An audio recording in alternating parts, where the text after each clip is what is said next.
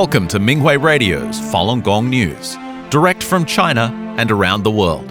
Topics include news about the persecution of Falun Gong in China, local events, and special items of interest. Now for this week's stories.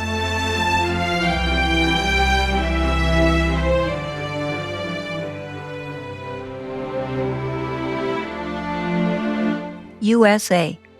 Falun Dafa practitioners held an event in Las Vegas, Nevada on April 18th to commemorate a peaceful appeal that took place in Beijing on April 25, 1999.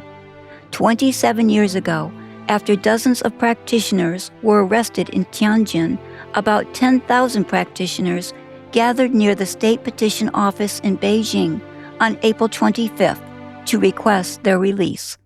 The issue was peacefully resolved by Zhu Rongji, who was the premier at the time.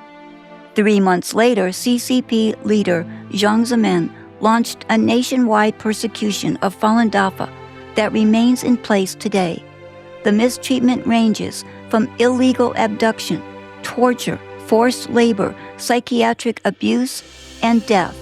It includes live organ harvesting from prisoners of conscience, primarily Falun Dafa practitioners, according to an independent investigation published by the China Tribunal. Passersby learned details about the crimes and signed petitions against it. A practitioner named Mr. Zhang recalled that when he was 17, he went to Beijing to appeal for Falun Gong and was arrested and beaten. He said, "Please don't be fooled by the totalitarian regime's propaganda. It harms Chinese people and is endangering the world." USA, an online forum called Just Security, offers expert analysis on U.S. national security, law, and human rights. On April 14th, Harold Hongju Ko, Sterling Professor of International Law and a former Dean of Yale Law School, published an article there titled "Cisco's Real Stakes: Digitally Aiding and Abetting." It provided an in-depth analysis of the issue of whether the technology company Cisco can be held accountable for building a surveillance system in China to aid the persecution of Falun Gong practitioners. The article focuses on a case brought against Cisco systems that will be heard by the U.S. Supreme Court on April 28th. The case was filed by Falun Gong practitioners who accused Cisco of aiding and abetting torture by developing and maintaining the Chinese regime's Golden Shield surveillance system with the knowledge that it was being used to identify, track, and arrest Falun Gong practitioners. The professor said, "Discouraging technology companies from actively enabling such repression will be key to the future of human liberties, not just abroad, but here in the U.S. as well." United Kingdom. The UK Minister of State for Security, Dan Jarvis, sent a written response to Lord Alton, a concerned member of the House of Lords, on April 15th, regarding an incident in which a Falun Gong practitioner was attacked by a tour bus driver at a site outside the British Museum, where practitioners have a permit to tell people about the persecution in China. Mr. Jarvis said in his letter, Falun Gong practitioners, like all communities in the UK, are entitled to practice their beliefs peacefully and without fear. The tour bus company from Ireland had Chinese connections. The CCP uses various means to infiltrate and intimidate Falun Gong practitioners overseas, including bribing overseas media and infiltrating tour bus companies. The London police have officially opened a criminal investigation into the case. The UK Falun Dafa Association received letters expressing concern about the issue from several members of Parliament. The parliamentarians said that any attempt on the part of a foreign government to harass, intimidate, or harm individuals or groups in the UK will not be tolerated. New Zealand. A rally was held on April 16th at Commercial Bay in the city of Auckland to commemorate the 27th anniversary of the April 25th peaceful appeal in China. The Tianguo marching band performed and practitioners did the Falun Dafa exercises in the city center, garnering much attention. Banners with messages about the practice and the persecution in China were displayed during the activities. 3 practitioners at the rally also spoke about their personal experiences at the peaceful appeal that was held in Beijing in 1999. Event attendees signed a petition of support. A passerby named Doogie pointed out that, in reality, many people neglect the severity of the situation because it takes place far away. He said, "When these things don't happen every day in front of your eyes, people often neglect it. But in fact, this has global impact." He thinks it is important to bring the truth to the public and expressed admiration for practitioners' persistence in resisting the persecution peacefully. Doogie added, "This makes me proud as a human. You face tremendous pressure, yet you continue to step out. This itself is a kind of power." USA. Falun Gong practitioners held a photo exhibit outside the San Francisco City Hall on April 21st to commemorate the 1999 peaceful appeal in Beijing and to expose the ongoing persecution. 80-year-old Mr. Fong held a banner during the event. He recounted his memories of participating in the appeal in 1999. He said the peaceful gathering of 10,000 practitioners at the appeals office in Beijing on April 25, 1999, impressed people both in China and overseas. A peaceful appeal also took place in Shenyang Province, northeast China. Mr. Fong said that after practitioners in Tianjin were illegally arrested, practitioners throughout China went to their local governments to request the release of the practitioners who'd been arrested in Tianjin. He said there were many practitioners outside the Shenyang government office. It was impossible to count how many. He added that it was similar to what went on in Beijing. It was peaceful and orderly. When the practitioners in Shenyang learned the problem was resolved in Beijing, they quickly and quietly dispersed. Canada. Falun Dafa practitioners held awareness-raising activities in downtown Montreal on the weekends of April 4th and April 11th. They told people how the CCP brutally persecutes practitioners in China and has extended this suppression overseas. Many people expressed their support at the events. Practitioners held banners near Place Day festivals, some bearing the messages, "Falun Dafa is good. The world needs truthfulness, compassion, forbearance. Stop the CCP's organ harvesting from living practitioners. Stop the CCP's transnational repression. And only by disintegrating the CCP can the persecution be stopped." The eye-catching banners and peaceful scene attracted the attention of passers-by. University student Nina Ayotmir was deeply moved after learning about the persecution of Falun Dafa in China. She said she knew that the Uyghurs were being persecuted by the CCP, but she didn't know that Falun Dafa practitioners were the primary victims of forced organ harvesting. She said, "Everyone should stand up and resist these crimes." She thanked the practitioners for exposing these human rights violations and said, "People should know this and let the voice against it gather into a greater force." Taiwan. Practitioners gathered at the Taipei City Hall Plaza on April 19th to commemorate the April 25th appeal in Beijing 27 years ago and to tell people about Falun Gong. The weather in Taipei was beautiful the day of the event. The large gathering, press conference, and exercise demonstration attracted many passers-by.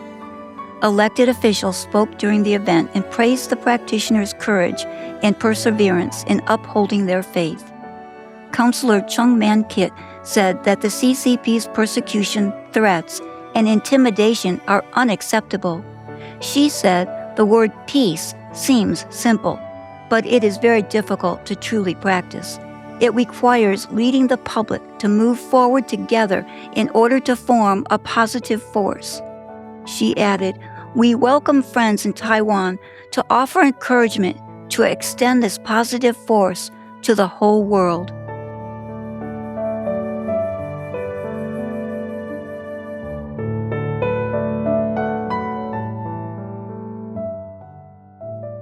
The following are selected cases of persecution of Falun Gong practitioners in China. A 55-year-old man in Ningxia Hui Autonomous Region died on April 13th 1 month before his 5-year prison term for practicing Falun Gong was set to end. The prison cremated Mr. Yo Haijun's body on April 19th after forcing his daughter to sign a consent form. The prison authorities claim that Mr. Yo died of natural causes. His daughter suspects foul play after watching the surveillance video and given the prison's notoriety for abusing jailed Falun Gong practitioners. On the day of his death, Mr. Yo was seen eating lunch with other inmates. One of them took away his bowl and walked out of sight of the camera. About 8 minutes later, the inmate returned and gave the bowl back to Mr. Yo. He then finished the bowl. Mr. Yo died around 3 o'clock that afternoon. Mr. Yo's daughter hasn't told her grandmother, who is nearly 80, about his passing yet. The older woman has lived in fear the past 2 decades, with her son repeatedly targeted for his faith. A 72-year-old man in Jiangsu province continues to be detained following his arrest in March because he practices Falun Gong. Mr. Cao Fulin and Ms. Zhang Shoufan were distributing informational materials about Falun Gong at a supermarket. They were recorded by the store's surveillance cameras and reported to the police by someone who was assigned to follow them. Ms. Zhang was arrested and released the next day. She is still under close surveillance. Mr. Cao's family have lost contact with him, and his neighbor reported seeing the police raid his home the next day. The authorities have not notified Mr. Cao's family of where he was detained or the status of his case. The family think he may have been taken to a brainwashing center. Mr. Cao previously served 2 5-year prison terms in 2010 and 2020. His wife was forced to divorce him, and their son did not dare contact him. A 67-year-old man in Liaoning province is facing trial for his faith in Falun Gong. Mr. Fan Wei took up Falun Gong in 2018 and recovered from stroke complications. His good health enabled him to care for his incapacitated wife, who also struggles with the after effects of a stroke. Having had a positive experience with Falun Gong, Mr. Fan worked hard to inform the public that Falun Gong was nothing like what was being depicted in the communist regime's hate propaganda. He was arrested last year after a retired political staffer reported him for putting up self-adhesive stickers bearing Falun Gong messages. Police raided his home and confiscated his Falun Gong books and informational materials. Mr. Fan is currently held at the local detention center. His family went to the police station many times to seek his release, but to no avail. Prior to his latest persecution episode, Mr. Fan was sentenced to 3 years. Mr. Yang Jiahua, who lives in Hebei province, was sent to prison on April 16th to serve a 1.5-year term because he practices Falun Gong. The reason for his sentence stems from street surveillance cameras recording someone putting up Falun Gong posters and riding a motorcycle. The police identified the man as Mr. Yang by searching the motorcycle's license plate registration record. Officers went to Mr. Yang's home to arrest him, but he was not there. They searched his home and confiscated his Falun Gong books. They also took his wife and son into custody. Mr. Yang was later tricked into going to the police station and was arrested as soon as he arrived. His wife and son were later released.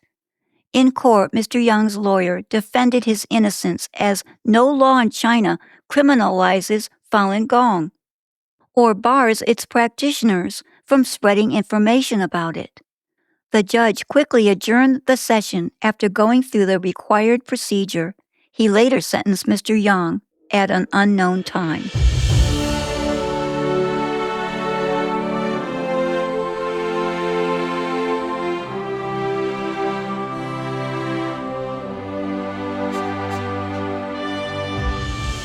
Parliamentary hearing in Canada exposes the CCP's transnational repression. The Canadian House of Commons Subcommittee on International Human Rights is currently studying the global impact of transnational repression. It held a hearing in the capital city of Ottawa on April 20th. The subcommittee invited representatives from international organizations, human rights organizations, and groups affected to report on the CCP's intimidation, surveillance, harassment, and disinformation. The hearing was broadcast online. University of Manitoba Professor Emeritus Dr. Maria Chung told members of Parliament that, for 27 years, the CCP has deployed a full spectrum of transnational repression tactics targeting the Falun Gong community in Canada, including disinformation, surveillance, intimidation, harassment, assault, political manipulation, pressure on groups and institutions within the community, cyber attacks, and threats to family members in China. A former high-level Chinese diplomat who has defected testified that persecuting Falun Gong is a formalized daily task for Chinese diplomatic missions worldwide. Dr. Chung said, "Prolonged disinformation has fostered indifference, eroded public support, and undermined Canada's ability to respond to serious human rights abuses in China and the repression occurring here on Canadian soil." The national coordinator of the Falun Dafa Association of Canada, Grace Wollensack, said, "Two leaked CCP documents reveal Xi Jinping directly ordered a new coordinated campaign, one that has escalated sharply over the past 2 years, combining disinformation, lawfare, and hoax bomb threats targeting Shenyun and Falun Gong." Ms. Wollensack reported that in Canada alone, 20 hoax bomb and shooting threats took place in 2 years, among over 270 violent threats worldwide. She quoted a threat received that stated, "If Shenyun dares to perform in March, something bad will happen to both Justin Trudeau and Mark Carney, and there will be a massive explosion on Parliament Hill." She said that the police deemed these threats non-credible, yet 6 performances at Toronto's Four Seasons Centre were cancelled. Ms. Wollensack said that the sender refers to the CCP as My Motherland's Communist Party, and the email's timestamps match China's Standard Time. The Vancouver Police Cybercrime Unit traced the sender's associated phone number directly to China. The sender went further to impersonate practitioners to send bomb threats to targets internationally, including to the White House and a theater in Tokyo. While answering questions from a member of Parliament, she advised, "Legitimate cultural performances within Canada should not be cancelled due to bogus threats. If we give in, we play right into the CCP's hands, encouraging them to continue and even escalate such tactics. If Canada cancels a performance without fully grasping the nature of foreign interference, it sends a dangerous signal, one that amounts to capitulating to the CCP." Ms. Wollensack urged the Canadian government to publicly condemn the CCP's interference campaign and make clear through diplomatic channels that intimidation of Canadian residents and institutions must end. She also called on security agencies to investigate these threats as coordinated foreign interference, pursue those responsible, and train frontline police to recognize transnational repression. In addition, she urged officials to quickly implement counter-foreign interference measures and pass legislation that explicitly criminalizes transnational repression as a distinct offense. Finally, she asked authorities to brief performing arts venues on handling foreign-linked hoax threats, and to ensure that, when no credible danger exists, Canadians' right to attend lawful performances is fully protected. Rally in Australia commemorates April 25th peaceful appeal and condemns transnational repression. A rally was held on April 16th at Martin Place, Sydney's business and financial centre, to commemorate the 1999 peaceful appeal and to raise awareness of the CCP's threat to humanity. Many people listened to the Tianguo marching band and took photos. Practitioners demonstrated the exercises and set up a table to provide informational materials and collect signatures on a petition that calls for an end to the communist persecution. Witnesses of the 1999 peaceful protest were also at the rally, sharing their personal experiences, exposing the CCP's lies vilifying Falun Gong. Rally speakers praised the historic appeal, as well as practitioners' courage, rationality, and resilience over the past 27 years. They also spoke out against the CCP's transnational repression of Falun Gong and Shenyun performing arts. John Deller, Spokesman for the Australia Falun Dafa Association said, "We gather here today to raise awareness about what is happening to Falun Gong because it is emblematic of what Chinese citizens, Australians, and people controlled by the CCP in other countries are experiencing. When facing unspeakable evil, protecting those who uphold truthfulness, compassion, forbearance is protecting our own humanity." He warned Australian society the persecution of Falun Gong is not just China's issue or China's internal affairs. To Australia and other democratic countries, the challenge lies in speaking out courageously. For trading benefits or so-called national interest, staying silent on human rights atrocities is a dangerous policy. Professor David Flint, recipient of the Order of Australia and a senior legal scholar, praised Falun Gong for being a ray of light in the darkness, illuminating the world. He condemned the CCP's removal of Falun Gong practitioners' organs for huge profits and said, "We must uphold the truth and speak the truth." Rally speaker Lyle Shelton, National Director of the Family First Party, mentioned that earlier this year the Chinese consulate in Sydney and Melbourne warned the public not to watch Shenyun's performances. Mr. Shelton also spoke of bomb threats received by Shenyun during its Australia tour, which caused Prime Minister Anthony Albanese to evacuate his residence. Mr. Shelton called it a wake-up call for Australia. Bob Vinicombe, editor of China Impression Forum and a human rights advocate, praised Falun Gong practitioners at the rally for clarifying the facts and the courage to protest peacefully. Speaking about the CCP's evil and what it has to do with Australia, he explained why there are cheap products available from China. He said, "One reason is because in China many people are imprisoned for their faith or political views that don't align with the CCP, such as Falun Gong practitioners. They are forced into slave labor to make products, yet they don't receive any compensation. Therefore, these products are so cheap because the labor cost is zero." Many members of the public condemned the persecution. A woman named Rita Grasso said of the horrifying organ harvesting, "Such atrocities are horrifying. It makes me question how we can call ourselves a civilized society. It feels as though humanity has learned nothing from history. We have not changed. We are walking backward into the darkness, putting the shackles back on." Dignitaries in Europe and the Americas share their experience of Shenyun. Shenyun's 8 touring companies presented 46 performances in 8 cities in the countries of Argentina, Canada, France, Germany, Japan, and the United States from April 6 to April 12th. Dr. Natasha Williams, Deputy Speaker for the New York City Council, saw Shenyun in New York City on April 12th. She presented a proclamation to the company congratulating Shenyun on their 20th anniversary. "The show was amazing," Council Member Williams said. In Canada, Member of Parliament Mark Dalton and his wife Marlene saw Shenyun in Vancouver on April 10th. He brought with him a proclamation honoring Shenyun's 20th year of successful performances. Colorado State Senator in the U.S., Ayman Joda, saw Shenyun in Denver on April 12th.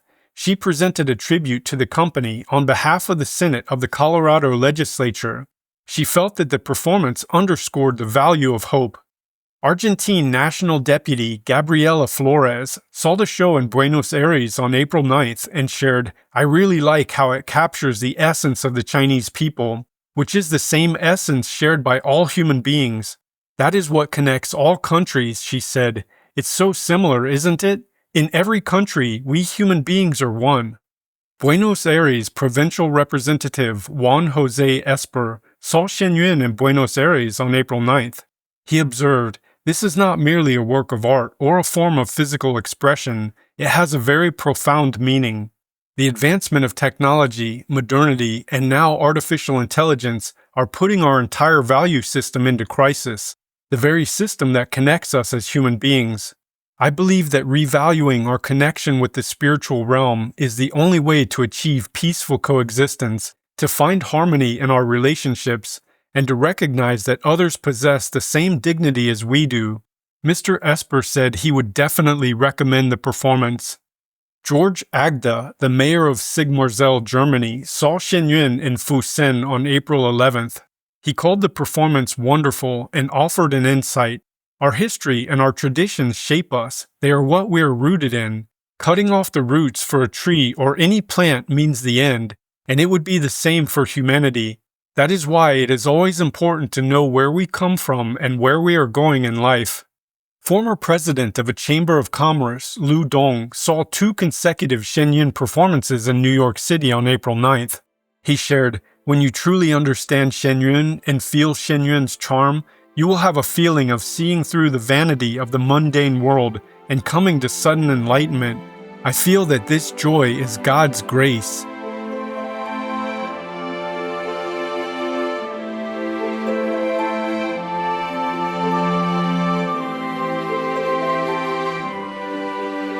Thank you for listening to the Minghui Radio Podcast. For more information, including news about the persecution of Falun Gong practitioners in China and experience sharing stories by practitioners around the world, please visit our website at en.minghui.org.